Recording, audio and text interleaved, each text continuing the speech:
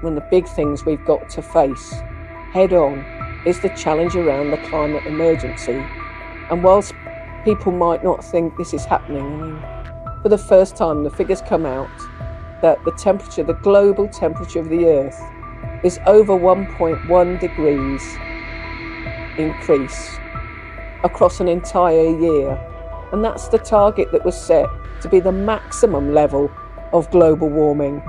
And we've already attained it, and we're still pumping out more and more of greenhouse gases, carbon dioxide, methane, various other nitrous oxide, various other emissions, all across the world and in our own country. You know, we had that a couple of years ago where those few days of heat of 40 degrees and the fires that generated and the homes that were destroyed and the people that were killed. When are we going to wake up?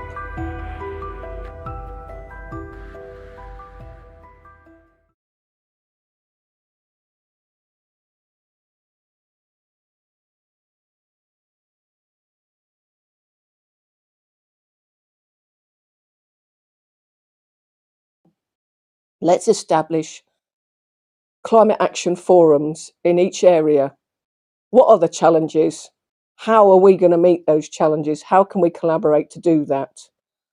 Yes, we have to cut emissions, but we also have to cope with the fact that we started late. And there's things that we cannot now stop. They're going to happen. We've seen it already. We're having longer, hotter, drier summers.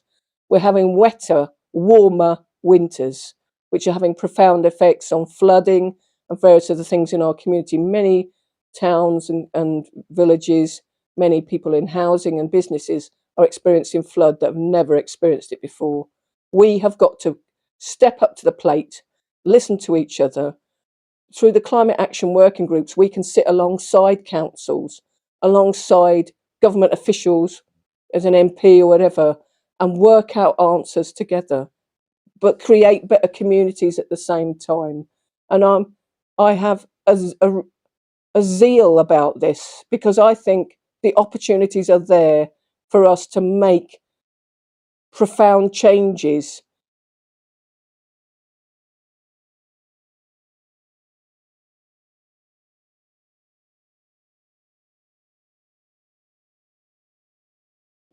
One of the challenges for us all is, yes, affording the cost of rent and the cost of mortgages. And alongside that, then there's the cost of heating our homes.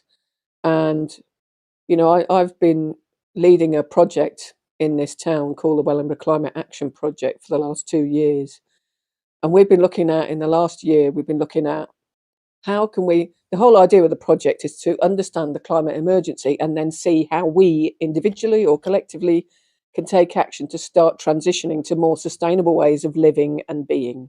The group of us that have been working on this for a year and a half, are looking to bring in funding and resources to enable people to understand how to improve their energy efficiency of their home and the measures that need to be taken, but also work out how to create a workforce to do that. Because it's even 1% of all the people that need to improve the warmth and the standards in their homes decided to turn up to do that tomorrow. Northamptonshire is the warehouse capital of England, really, isn't it? And that's reflected in the kind of work that is available in this community. And so how do people cope with the bills, with the housing costs? I live in a Victorian house, 3-bed house. You're talking, if you're renting that in the private sector now, you're talking over £1,000 a month. But when people are earning, maybe have a household income of £24,000 a year, that's half their income going on their rent, let alone all the challenges with bills, because these are the oldest housing and therefore they're the hardest to heat. So, you know, there's so many challenges that are just stacking up, and very little support is coming from government or local councils to help.